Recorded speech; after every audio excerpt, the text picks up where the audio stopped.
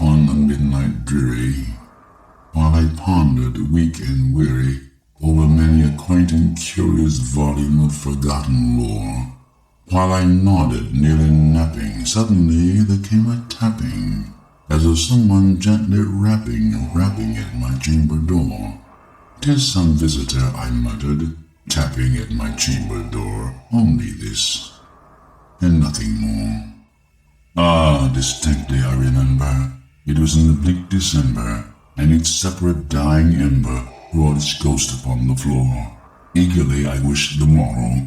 Vainly had I sought to borrow from my books surcease of sorrow, sorrow for the lost Lenore, for the rare and radiant maiden whom the angels name Lenore, nameless here forevermore. And the silken, sad, uncertain rustling of each purple curtain thrilled me, filled me with fantastic terrors never felt before, so that now to still the beating of my heart I stood repeating, "'Tis some visitor entreating entrance at my chamber door, some late visitor entreating entrance at my chamber door. This it is, and nothing more." Presently my soul grew stronger, hesitating then no longer. "Sir," said I, "or madam, truly, your forgiveness I implore, but the fact is I was napping, and so gently you came rapping, and so faintly you came tapping, tapping at my chamber door, that I scarce was sure I heard you." Here I opened wide the door. Darkness there, and nothing more. Deep into this darkness peering, long I stood there wondering, fearing, doubting, dreaming dreams no mortal ever dared to dream before. But the silence was unbroken, and the stillness gave no token, and the only word there spoken was the whispered word, "Lenore." This I whispered, and an echo murmured back the word, "Lenore." Merely this, and nothing more. Back into the chamber turning, all my soul within me burning, soon again I heard a tapping somewhat louder than before. "Surely," said I, "surely that is something at my window lattice. Let me see then what thereat is, and this mystery explore. Let my heart be still a moment, and this mystery explore. 'Tis the wind, and nothing more." Open here I flung the shutter, when with many a flirt and flutter in there stepped a stately raven of the saintly days of yore. Not the least obeisance made he, not a minute stopped or stayed he, but with mien of lord or lady perched above my chamber door, perched upon the bust of Pallas just above my chamber door, perched and sat, and nothing more.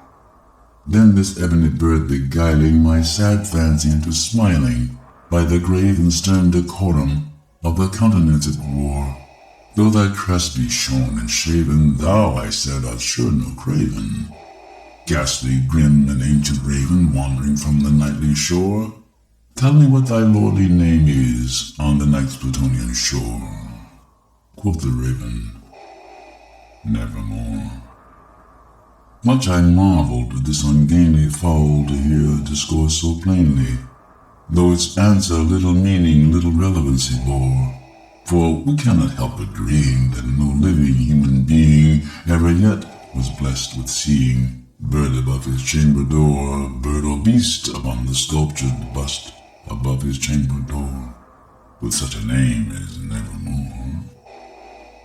But the raven sitting lonely on the placid bust spoke only that one word, as if his soul in that one word he did outpour.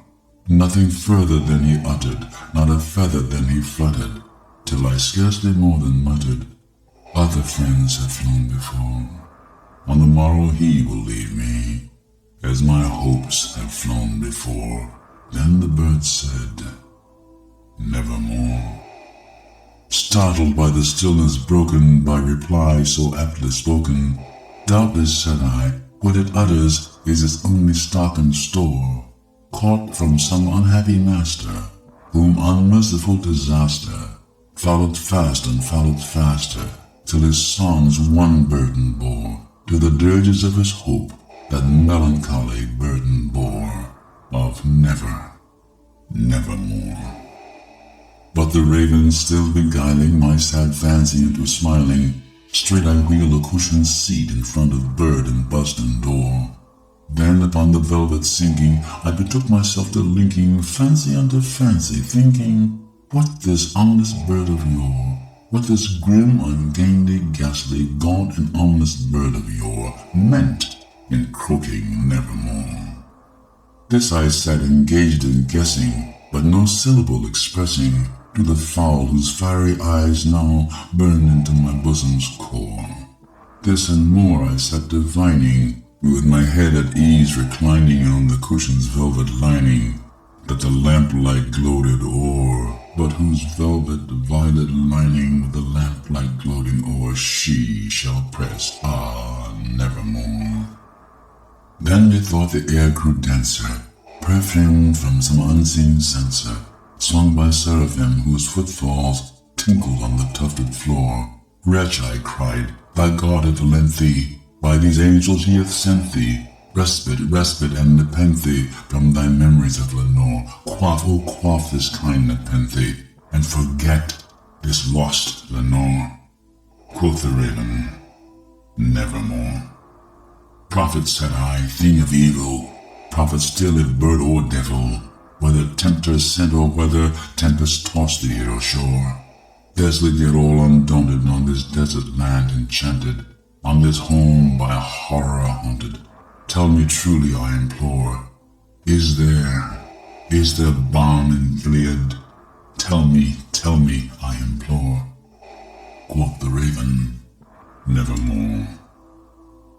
Prophet, said I, thing of evil, prophet still if bird or devil, by that heaven that bends above us, by that God we both adore, tell this soul with sorrow laden, if within the distant Aidenn it shall clasp a sainted maiden, whom the angels name Lenore, clasp a rare and radiant maiden, whom the angels name Lenore.